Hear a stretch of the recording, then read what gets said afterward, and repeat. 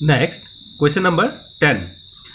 तो यहाँ ये इस फिगर में देखो ए बी सी डी एक पैरेललोग्राम है जिसमें ए बी पैरेलल है सी डी का और ए डी पैरेलल है बी सी का और दोनों इक्वल है, ठीक है।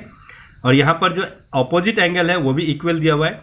यहाँ 3x - 2, यहाँ भी 3x - 2, यहाँ 2x - 3, यहाँ भी 2x - 3। तो ऑपोजिट एंगल इक्वल है, ठीक है। तो हम क्या करेंगे, पहले x का वैल्यू निकालेंगे, ठीक है। और x का वैल्यू हम निकाल के उसका फिर डिग्री को लिखेंगे। तो इसके लिए हम ऐसे सॉल्व करेंगे। Solution number 10, let A B C D be a parallelogram in which AB parallel CD and AB equal to CD and BC parallel DA and BC equal DA, ठीक है। उसके बाद में क्या दिया, एंगल इक्वल दिया हुआ है, ऑपोजिट एंगल इक्वल है। So angle A equal to angle C and angle B equal to angle D।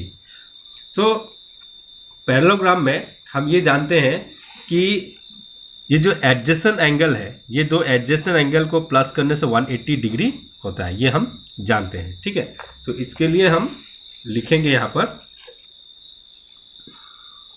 we know that the sum of adjacent angle of a parallelogram is 180 degree. So therefore angle A plus angle B equal to 180 degree, ठीक है। तो angle A का वैल्यू है 2x - 3 plus angle B का वैल्यू है 3x - 2 equal to 180 degree. तो x जो इसमें 2x और 3x ये दोनों को हम प्लस कर देते हैं। 2 + 3 5, x जो है कॉमन हो गया और माइनस माइनस प्लस, सो 2 + 3 ये हो गया 5।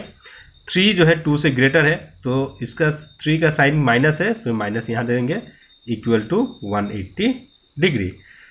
अब ये -5 को हम इस साइड लेके आते हैं, 5x equal to 180 degree.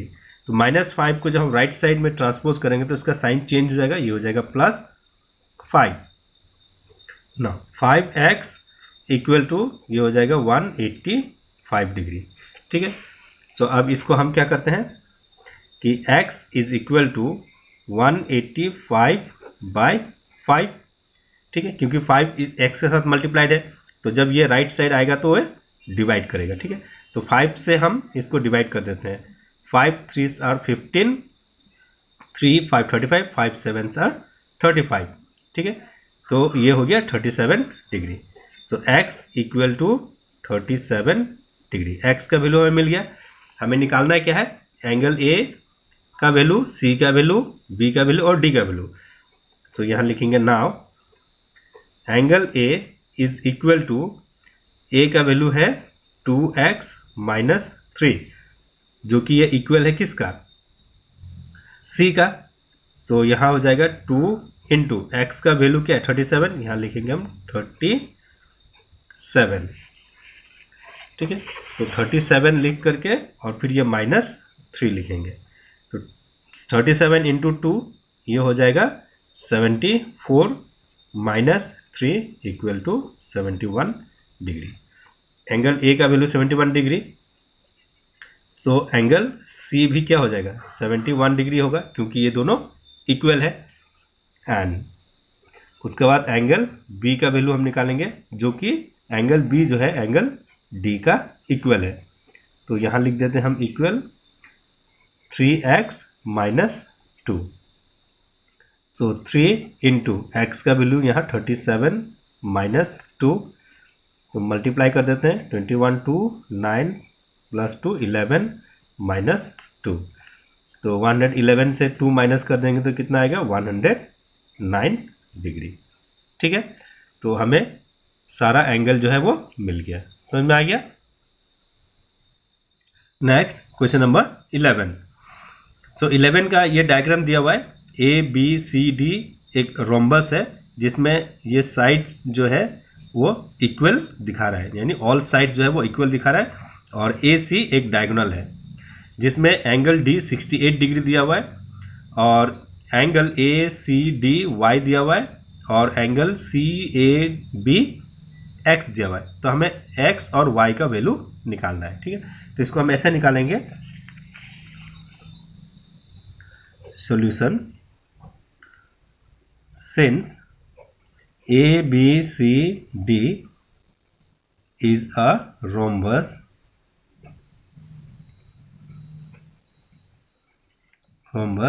in which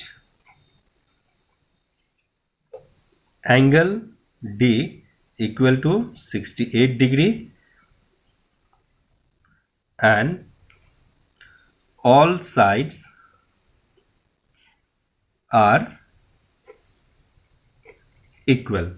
यहाँ all sides equal है, and AC is the diagonal। तो AC क्या हो गया, डायगोनल हो गया। ठीक है, तो अब हम यहाँ ले लेते हैं ऑल साइड्स इक्वल है, तो इसका मतलब हो गया क्या, so A B equal to B C equal to C D equal to D है। तो अब हम पहले ये ट्राइंगल ले लेते हैं। ठीक है, जिसमें in triangle A C D ले लेते हैं, या ए डी सी ले लेते हैं। पहले लेते हैं इन ट्राइंगल ए डी सी। तो अब ये जो ट्राइंगल है ए डी सी में डी ए इक्वल है सी डी का, यानी टू साइड्स इक्वल है, तो ये एक आइसोस्केलस ट्राइंगल हो गया। ठीक है, in triangle A D C में D A is equal to C D. ठीक है, so it is an isosceles triangle.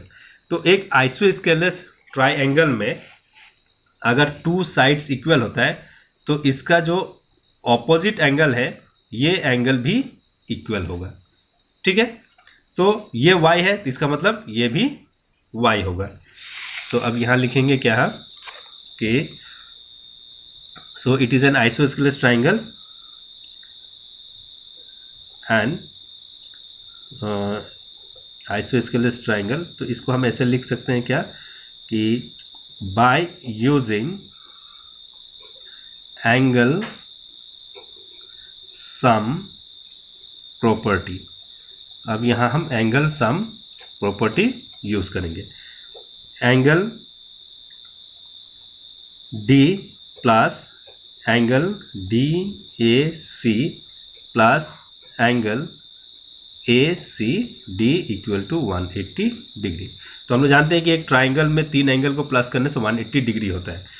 तो यहाँ पर जो डायग्राम है, angle D plus angle D A C ये वाला angle plus angle A C D ये वाला एंगल। ठीक है, तो यहाँ पर लिखेंगे हम डी का वैल्यू है 68 डिग्री प्लस डी ए सी का जो है ये इक्वल है ए सी डी का, है कि नहीं। तो हम जो है ए सी डी के जगह जो है डी ए सी के जगह पर हम ए सी डी लिख सकते हैं। इसका लिखेंगे angle A C D plus angle A C D equal to 180 degree. तो इसमें जो हम रीजन लिखेंगे, since angle opposite to equal sides are equal. ठीक है, ये एक रीजन हुआ, क्योंकि एंगल जो है इक्वल साइड्स का ऑपोजिट वाला जो एंगल है वो भी इक्वल होगा। तो ये 68 degree plus y equal to 180 degree. तो y प्लस वाई ये हो गया 2y plus 68 degree equal to 180 degree. अब यहाँ पर 2y को हम जो है रख करके 68 डिग्री को हम राइट साइड में ट्रांसफर कर देते हैं। तो 180 डिग्री ये माइनस हो जाए क्योंकि यहाँ पर प्लस है 68 डिग्री। ठीक है, तो अब ये y इज इक्वल टू हो जाएगा 180 माइनस 68 से 2711 112 डिग्री पर 2y है ये। सो अभी y is equal to 112 divided by 2 हो जाएगा। तो 2 से हम इसको डिवाइड कर देते हैं, 2 5 से 10, 2 6 से 12। सो y इज इक्वल टू हो गया कितना 56 डिग्री। अब हमें निकालना है x का वैल्यू। ठीक है, तो यहाँ देखिए कि AC जो है वो डायगोनल है, यानी कि अगर AB CD का पैरेलल है तो इसका मतलब AC क्या हो गया, ट्रांसवर्सल हो गया। तो ट्रांसवर्सल होने से क्या होता है कि इसका जो अल्टरनेट एंगल होता है वो इक्वल होता है। ठीक है, तो इसके लिए हम यहाँ लिखेंगे कि now AB parallel to CD and AC is the transversal. Therefore, angle ACD equal to angle CAB। तो इसीलिए क्या होगा कि ये जो एंगल है ACD ये वाला एंगल इक्वल हो जाएगा किसका, CAB का, इस एंगल का इक्वल हो जाएगा। तो इसका मतलब क्या हुआ कि ये जो x है इक्वल हो गया y का, और y का वैल्यू क्या है 56 है, इसका मतलब x का वैल्यू भी 56 ही होगा। ठीक है, समझ में आ गया।